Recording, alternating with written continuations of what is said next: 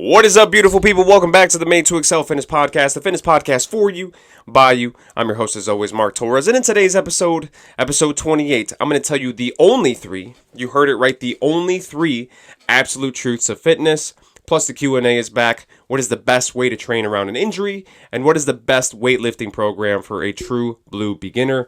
And as always, the weekly follow-up. Let's talk about it all.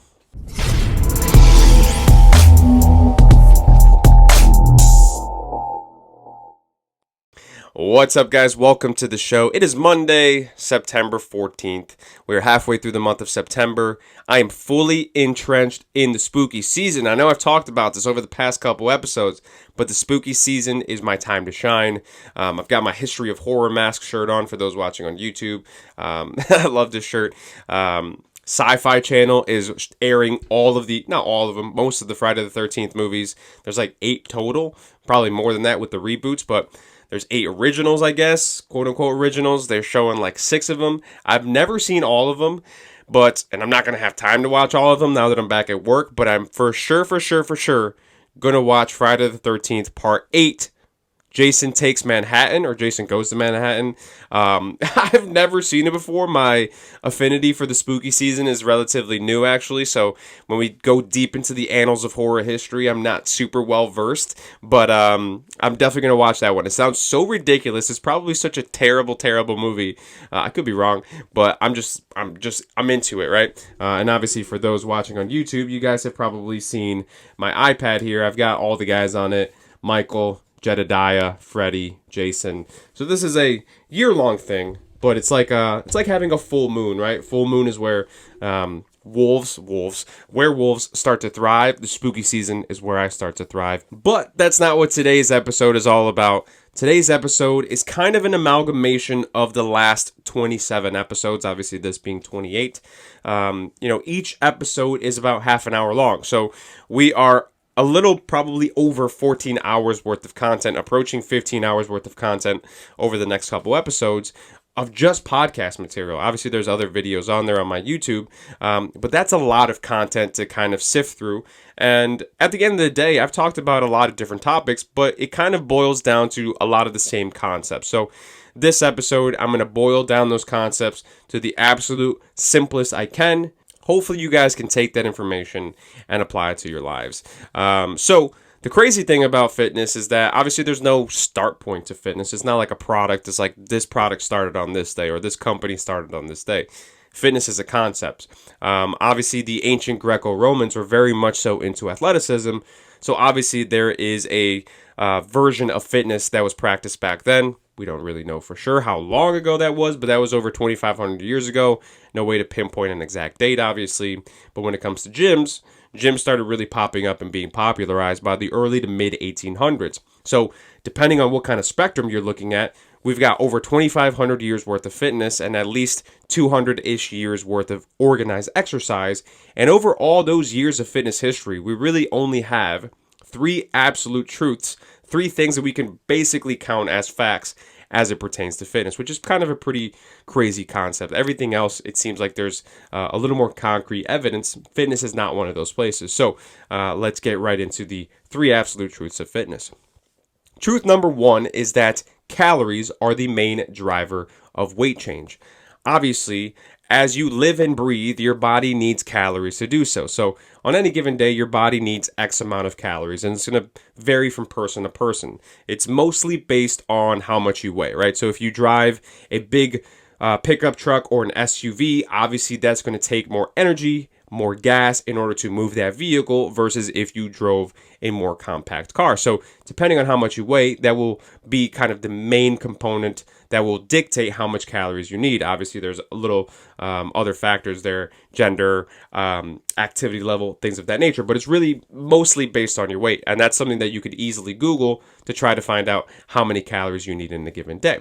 But whatever that number of calories is, if you consume less than that calories a day, that is a caloric deficit, you will lose weight. Obviously, the more drastic of a caloric deficit you create, the quicker you'll lose weight. And on the opposite side, if you consume more than that number of calories, you're in a caloric surplus, so you will gain weight. Obviously, more of a caloric surplus that you create, the more weight you'll gain in a shorter amount of time. And of course, calories are not the only important thing. In last week's episode, Ethan Suppley made a really good point in his podcast episode to distinguish the difference between weight loss and health. You can lose weight in an unhealthy way. You can be healthier without losing weight. Those two things are very closely linked, but they can absolutely be separate entities. The only prerequisite to losing weight is to be in a calorie deficit. There's other things that you have to pile on top of it in order to do so in a healthy way. So obviously that's like fruits and veggies, lean proteins, complex carbs, healthy fats. These are all things that you guys know already. These are all like kind of basic knowledge things. But doing more of that than, like eating quote unquote unhealthy is how you become a healthier individual. But you have to be in a caloric deficit in order to achieve a weight loss, which is what a lot of people are trying to achieve. There's something like 70% of the US population is either overweight or obese. So obviously there's a mass amount of people that have weight loss as a goal. That's kind of the main goal that you see in and out of a gym on any given days is somebody that's trying to lose weight. So you can be so inundated with like the things that you should eat. And I talked about this briefly in the last episode. You could be so inundated with like what the makeup of your food should be. What should I be eating? How much should I be eating? But at the end of the day, it's really the how much that drives the weight loss and not the what. You can eat high carb, low carb, high protein, low protein. It doesn't matter if you're not in a caloric deficit. These are all things that I said in the last week's episode, but it holds true. And if you listen to the show with any sort of regularity, you've probably heard me say this 1.5 million times, but it's just something that people tend to overlook. You get so caught up in everything else that you forget that it's really the calories that are the driver. On the flip side, if you want to gain muscle, you don't necessarily have to be in a caloric surplus. You don't necessarily have to be gaining weight, but it's probably the easiest way to go about doing things. So if you wanted to gain muscle, if you wanted to build muscle, if you wanted to be a bodybuilder, or you've just been a skinny person your whole life, you probably have to be in a caloric surplus. So you should know at least what that number is. And that's not to say that you have to count calories, that you have to track your macros, you have to do all these things. That is the most accurate way of doing things, but you don't necessarily have to do it. However you want to create a caloric surplus or a caloric deficit, that will vary from person to person. There's a million diets out there. But at the end of the day, regardless of how you go about it, just know that it's the calories that are the main driver of your weight change in either direction and not the contents of your diet. So fitness truth number 1 is that calories are the main driver of weight change. Fitness truth number 2 is that workouts and exercises, same thing, have to be at least moderately difficult in order to be effective. So, depending on what kind of workout you do, it could be weightlifting, it could be cardio as well. It should be something that is moderately difficult, if you want to go that far, in order to be effective. If you want to be effective in the gym, you have to kind of stress your system. You have to have a quote unquote stimulus. If you're in the gym and you're breezing through a workout, it's very easy. It's very simple. You can do it in and out all day, every day. It's not going to be taxing enough on you in order to be effective, right? I talk about progressive overload a lot on this podcast as well. Like I said, this is an amalgamation of the last 27 episodes. Progressive overload is how you get stronger. It's how you build more muscle. You can also progressive overload cardio. If you are a person who has been walking on the treadmill for 10 minutes and you've been doing that for months and months and months and months, odds are that 10-minute walk is pretty easy for you at this point. So as you go forward, maybe the next time you go for 12 minutes. Then the next time you go in, you go for 14 minutes. Then the next time you go in, you go for 15 minutes. Eventually, you're going to get to a point where you can't walk any further. You can't walk for any longer period of time because you're just going to run out of time. You have 30 minutes to be in the gym or working out, and you're spending already 15 minutes of it on the treadmill, and you still have to lift weights. Obviously, there's going to be a time constriction there.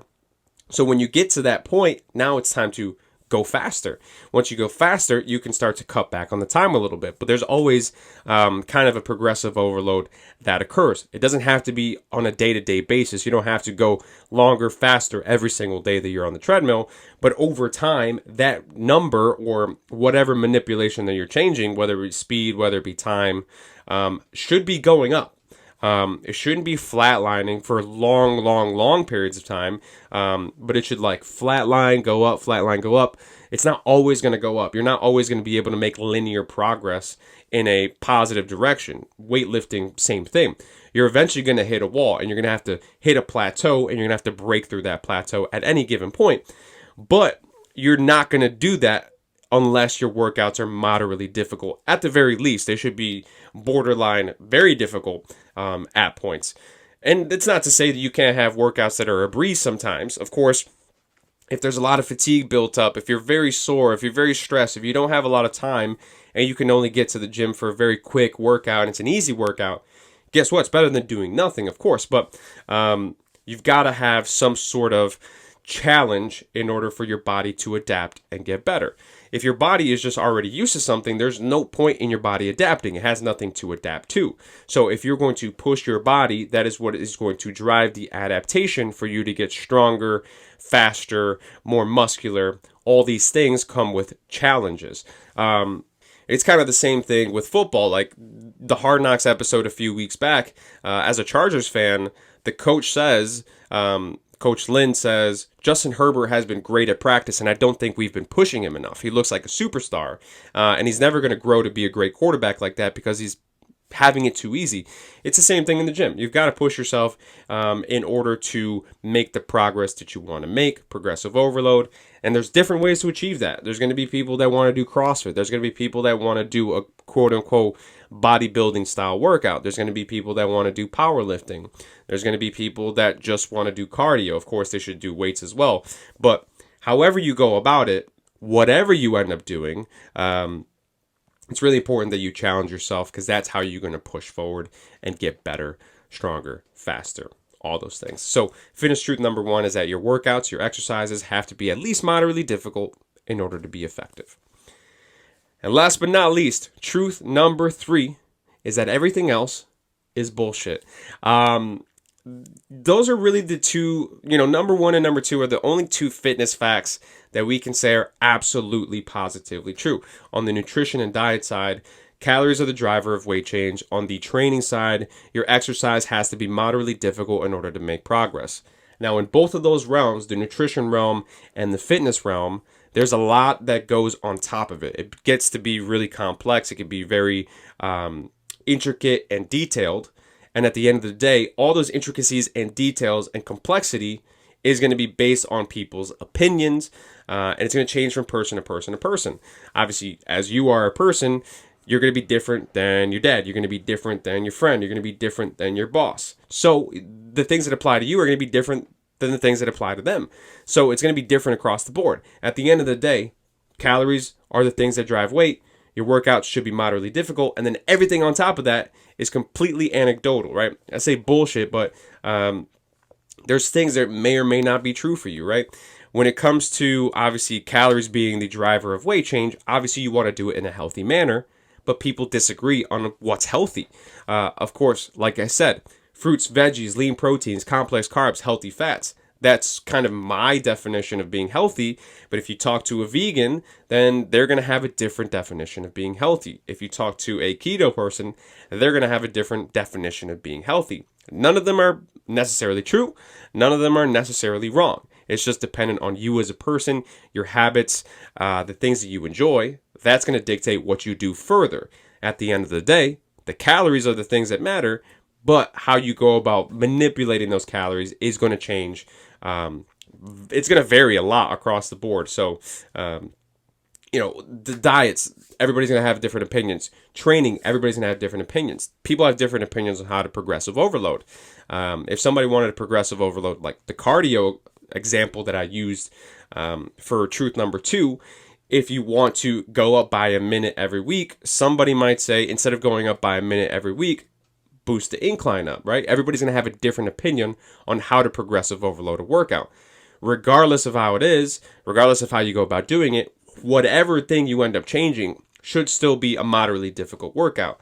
People are just going to have different opinions on how to go about changing that thing. So at the end of the day, those two fitness truths are really the only two facts that we can for sure say are absolutely true when it pertains to fitness. Everything else is opinion. Everything else Might work for you, might not work for you. Once you follow those 2 fitness truths, that will get you 95% of all the progress that you could ever hope and want for. So hopefully that kind of gives you a clearer idea as to the basics of fitness. Once you nail down the basics, everything's kind of easier from there. Not easier, because it does get more difficult, but you have a baseline.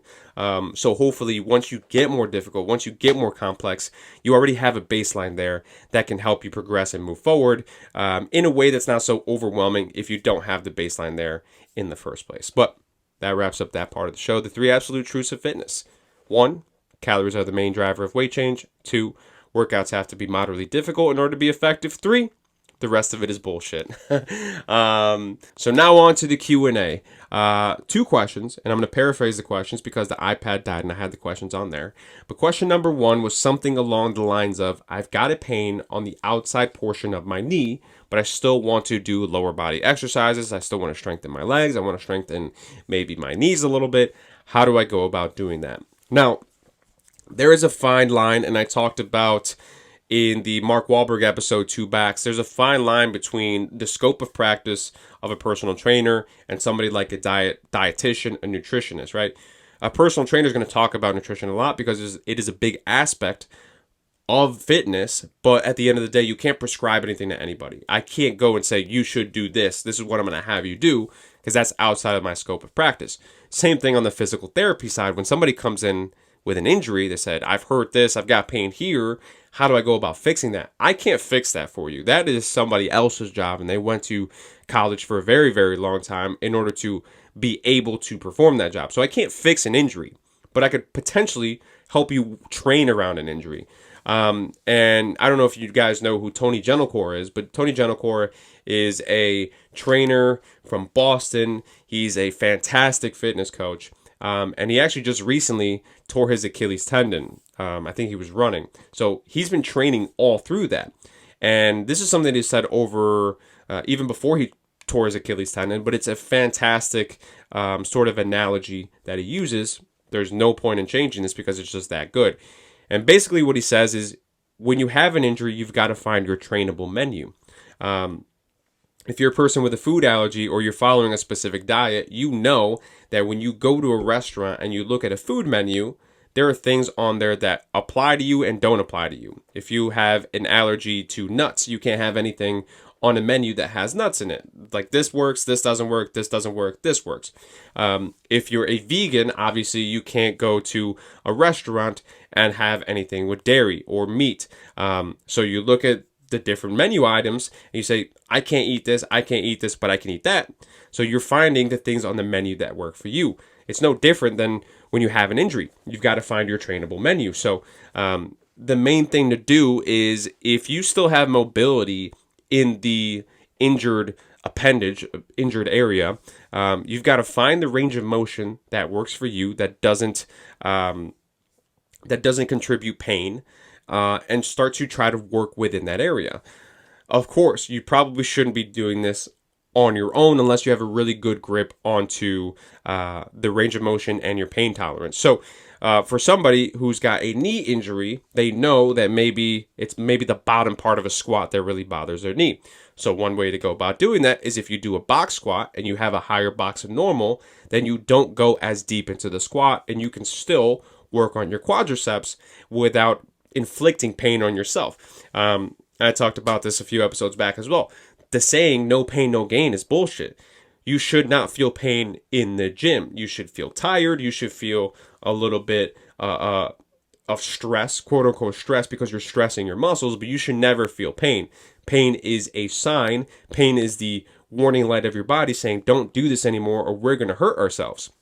So taking away the pain portion of it is going to be uber important. So finding your range of motion, finding a range of motion that is not painful for you, finding a range of motion that is not going to make the situation worse, and finding exercises that work within that range of motion that you can still strengthen the quote unquote or area that hurts or the area around that hurts, and doing that and attacking that until a physical therapist can go in and fix your problems is the best way to go about doing that. So whatever your injury is, whether it be knee, whether it be shoulder, whether it be lower back, whether it be whatever, finding your trainable menu is definitely 100% the best way to go. Question number 2 was something along the lines of, I haven't weight trained in 25 years since I was in college, and I kind of forgot what I was doing. So I'm a true blue beginner again. What is the best thing for me to do starting right now? So this is a question I get a lot at the gym because not everybody, but most people are relative beginners. They look at the machines are foreign to them. They don't know what any of them are. They don't know the muscles that they work. They don't know how to even move the seat around in order to accommodate their length in arms, their height, none of that stuff. So at the end of the day, when it comes to a true blue beginner weightlifting program, the main things that you've got to know is you've really got to focus on major muscle groups: chest, back, legs. Those are kind of your major muscle groups. If you're going to work out just twice a week, you should do all of those things on each day. If you're going to work out like 4 times a week, you can split it into upper, lower, and upper, lower. You can do chest and back on one day, legs on the next day, chest and back again later in the week, legs on the last day. However you want to split it up, it's going to vary from person to person depending on how often they're actually in the gym. But at the end of the day, more so than getting into a complex program, more so than getting inundated with the numbers, more so than like looking at a sheet of paper that says chest press and you don't know where the chest press is, you don't know what the chest press looks like. If you're a true blue beginner, the things that I tell people at the gym is like, just hop on every piece of equipment. Do a set of 8, do a set of 10, whatever you feel comfortable with. Know what each piece of equipment is, know what it works, know how it works, and find a baseline of knowledge within the gym. Once you feel comfortable with every single machine, once you feel comfortable with the lay of the land, once you feel comfortable and you find the machines that you actually enjoy doing, then you can come back to me and we can sit down and make a program for you, right? And we can include the machines that you like to do. We can include the major muscle groups, and then we can start to get specific from there. But for me to just write out a sheet of paper, the things that you should be doing, and you don't know what any of them are, even if I go over it for 1 second, this is like one of those things where like, it's better to do than see.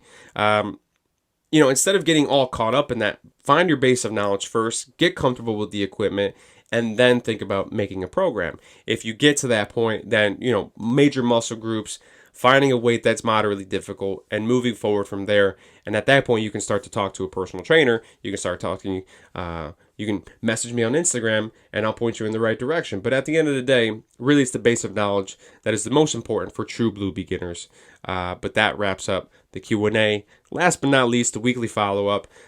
So the weekly follow-up this week is about episode 27, which was debunking the American Glutton podcast. And I think the one thing that kind of got lost in translation with the American Glutton podcast is the fact that I was so caught up in the facts of the show, the things that he was saying, the statements that they were saying, that I missed the emotional aspect of it, right? I was so caught up in like, people need to know that all carbs are not just sugar. People need to know the glycemic index. People need to know the difference between refined and complex carbs.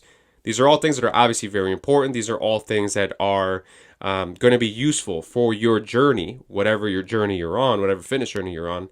But at the end of the day, there is a relatability level of that show that I completely was blind to at that moment, where Ethan was in a place where he was struggling with his weight for so long, and he finally got on the track where he was able to make progress and be in the body that he wanted to be in. And I don't think that he's completely satisfied. He's still working towards it, but he's on a really good track.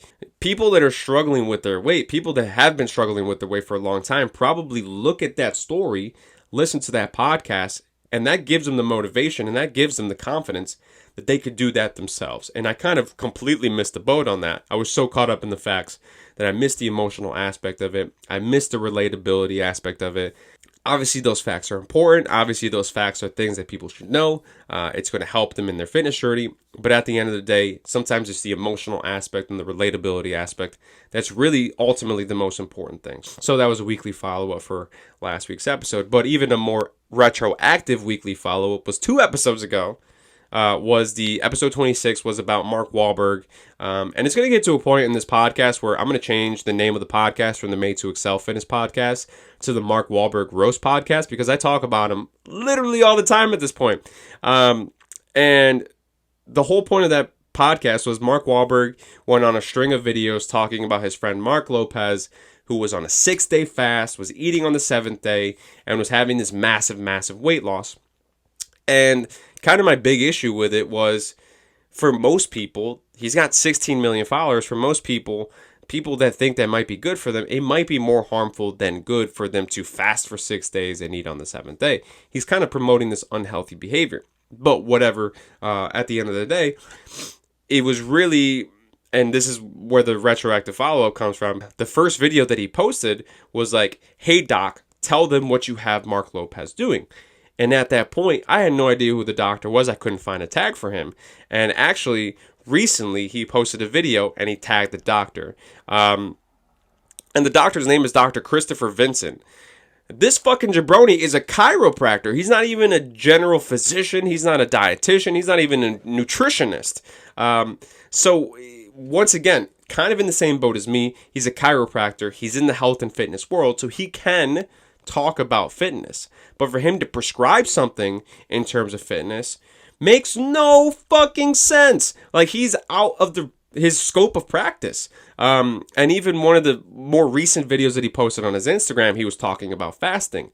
And to be completely fair to him, he does say that this may or may not work for you. But if he's really having Mark Lopez fast for 6 days and, rest in the 7th day, hopefully they do have another physician, another doctor that knows what they're doing, monitoring the progress that Mark Lopez is making, not a fucking chiropractor that is putting Mark Lopez on a diet that could potentially harm him. It makes zero sense. So the Mark Wahlberg roast train rolls on.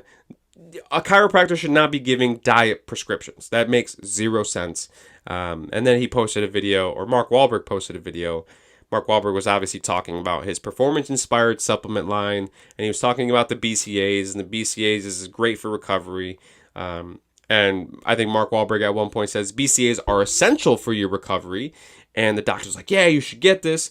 This is all just one big walking advertisement. And no real actual physician doctor is going to ever tell you that a supplement is essential for you, right? When it comes to supplementation, across any field, doesn't even have to be fitness, there's a very thin line between being good at something and being great at something. And that's why so many athletes get caught using PEDs, because they know that that line is so very thin. If they're really good at something and they can just take one little thing that's going to put them over the line to be great, why not take it? In the fitness world, if you are really good at something and you want to be great, then you can go and take supplements, but it's not necessary for anybody. It's not essential for your recovery. The BCAAs is not something that everybody needs to buy. If you're a high-level bodybuilder and you want to go from good to great, fantastic. If you're just a normal, run-of-the-mill human being that works as an accounting office, but you really want to have a fantastic physique, then go ahead and do, use BCAA supplements. But for most people, good is good enough. So don't listen to Mark Wahlberg and this doctor, Dr. Christopher Vincent, who's giving nutrition advice now, even though he's a chiropractor, and go out and buy a bunch of supplements. It makes no sense. Dr. Christopher Vincent's a jabroni. Mark Wahlberg's a jabroni. The whole thing's a mess. But that wraps up today's show. Hopefully you enjoyed it. If you enjoyed today's show, hit the subscribe button wherever you're listening or watching. If you're on YouTube, hit the 2 related videos. I think you might enjoy them if you haven't seen them already. Hit the subscribe button. Leave a comment. Leave a review. Share the show with a friend who you think might enjoy it. If you have any questions for the Q&A, hit me up on Instagram at MTFit or email me at made2excelfitness@gmail.com. Follow me on TikTok. I think that's all the plugs that I have. I appreciate and love every single one of you that take the time to listen to the show. Peace out. What's up, Mark? How you doing, man? Hunter Henry, LA Charger tight end. Best big time shout out to your fitness podcast, the Made to Excel Fitness podcast. So super cool, man. Got a lot going on. Bolt Ganger, don't bang.